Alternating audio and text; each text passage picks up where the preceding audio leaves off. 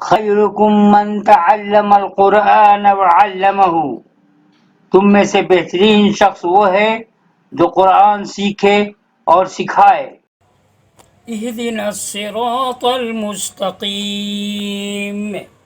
ہمیں سیدھی اور سچی راہ دکھا۔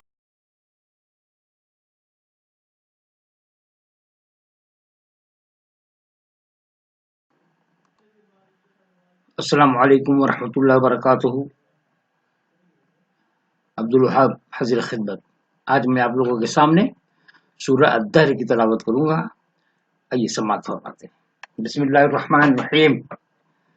هل أتى على الإنسان حين من الدهر لم يكن شيئا مذكورا إنا خلقنا الإنسان من نطفة أمشاج نبتليه فجعلناه سميعا بصيرا إنا هديناه السبيل إما شاكرا وإما كفورا۔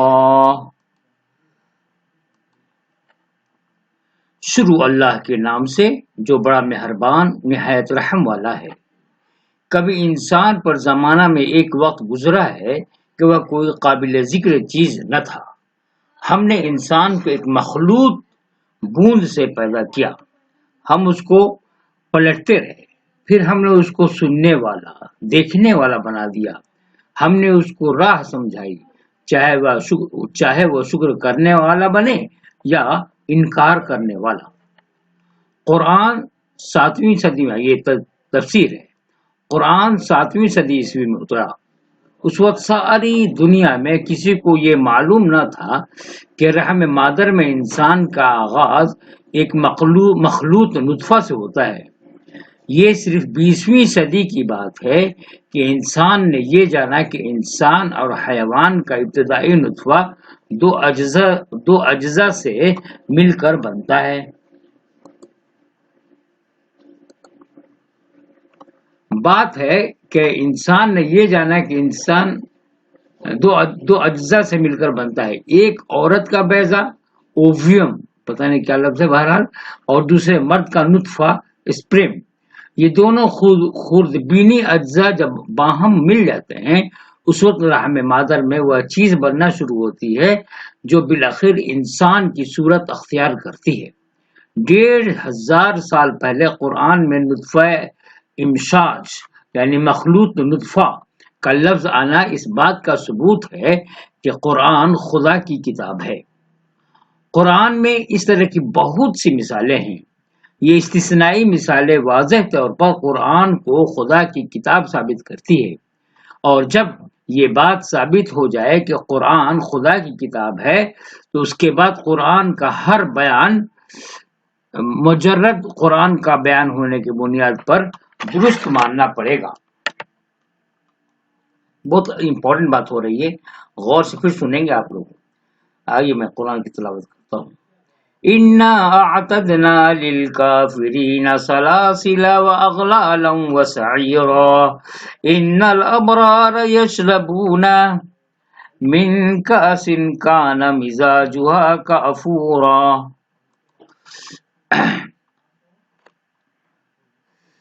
عَيْنًا يَشْرَبُ بِهَا عِبَادُ اللَّهِ يُفَجِّرُونَهَا تَفْجِيرًا يُوفُونَ بِالنَّذْرِ وَيَخَافُونَ يَوْمًا كَانَ شَرُّهُ مُسْتَطِيرًا وَيُطْعِمُونَ الطَّعَامَ عَلَى حُبِّهِ مِسْكِينًا وَيَتِيمًا وَأَسِيرًا إِنَّمَا نُطْعِمُكُمْ لِوَجْهِ اللَّهِ لَا نُرِيدُ مِنكُمْ جَزَاءً وَلَا شُكُورًا إِنَّا نَخَافُ مِن رَّبِّنَا يَوْمًا عَبُوسًا قَمْطَرِيرًا فَوَقَاهُمُ اللَّهُ شَرَّ ذَلِكَ الْيَوْمِ وَلَقَّاهُمْ نَضْرَةً وَسُرُورًا وَجَزَاهُمْ بِمَا صَبَرُوا جَنَّةً وَحَرِيرًا مُتَّكِئِينَ فِيهَا عَلَى الْأَرَائِكِ لَا يَرَوْنَ فِيهَا شَمْسًا وَلَا زَمْهَرِيرًا وَدَانِيَةً عَلَيْهِمْ ظِلَالُهَا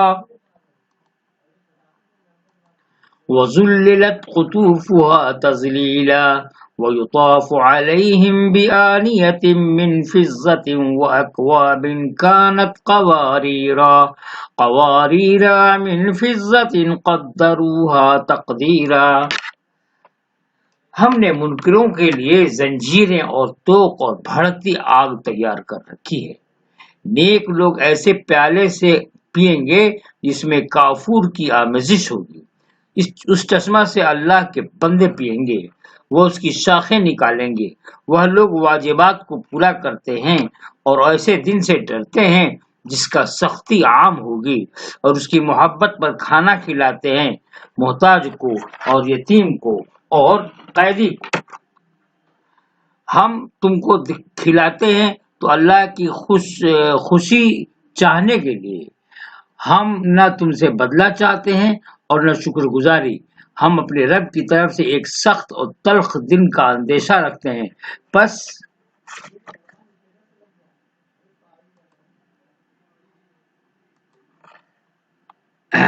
اللہ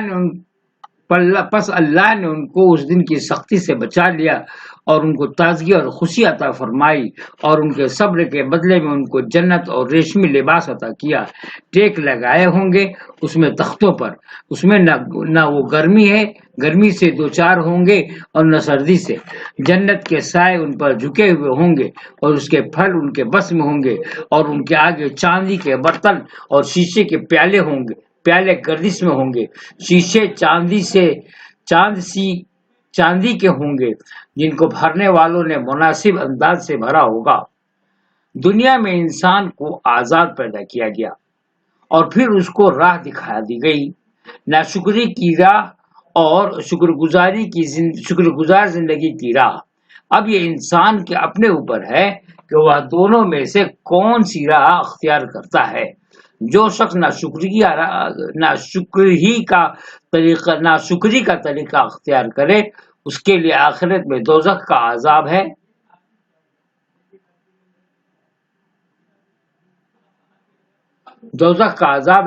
اور جو شخص شکر گزاری کا طریقہ اختیار کرے اس کے لیے جنت کی نعمت ہے.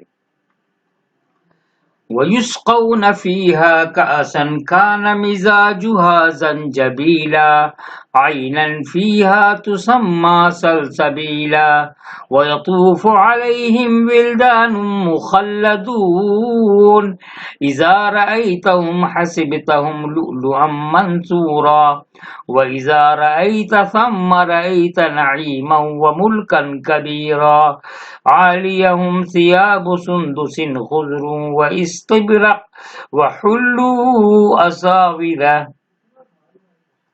وَحُلُّوا أَسَاوِرَ مِنْ فِضَّةٍ وَسَقَاهُمْ رَبُّهُمْ شَرَابًا طَهُورًا إِنَّ هَذَا كَانَ لَكُمْ جَزَاءً وَكَانَ سَعْيُكُمْ مَشْكُورًا. اور وہاں ان کو ایک اور جام پلایا جائے گا جس میں سونٹ کی آمیزش ہوگی. یہ اس میں ایک چشمہ ہے جس کو سلسبیل کہا جاتا ہے، اور ان کے پاس پھر رہے ہوں گے ایسے لڑکے جو ہمیشہ لڑکے ہی رہیں گے. تم انہیں دیکھو تو سمجھو کہ موتی ہیں جو بکھیر دیے گئے ہیں، اور تم جہاں دیکھو گے وہیں عظیم نعمت اور عظیم بادشاہی دیکھو گے. ان کے اوپر باریک ریشم کے سبز کپڑے ہوں گے اور دبیز ریشم کے کپڑے بھی، اور ان کو چاندی کے کنگن پہنائے جائیں گے، اور ان کا رب ان کو پاکیزہ مشروب پلائے گا.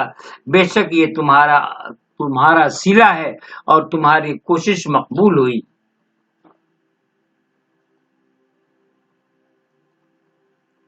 یہ برتر جنت کا بیان ہے جہاں زیادہ برتر ایمان کا ثبوت دینے والے لوگ بسائے جائیں گے. اس جنت میں باشندوں کو شاہانہ نعمتیں حاصل ہوں گی.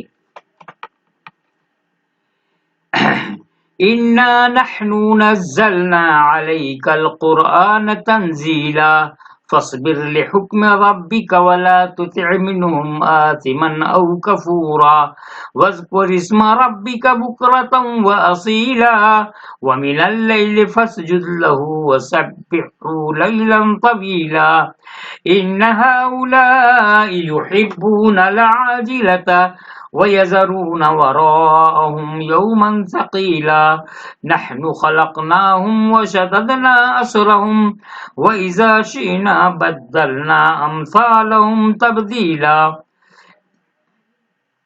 إِنَّ هَٰذِهِ تَذْكِرَةٌ فَمَنْ شَاءَ اتَّخَذَ إِلَىٰ رَبِّهِ سَبِيلًا وَمَا تَشَاءُونَ إِلَّا أَن يَشَاءَ اللَّهُ إِنَّ اللَّهَ كَانَ عَلِيمًا حَكِيمًا يُدْخِلُ مَن يَشَاءُ فِي رَحْمَتِهِ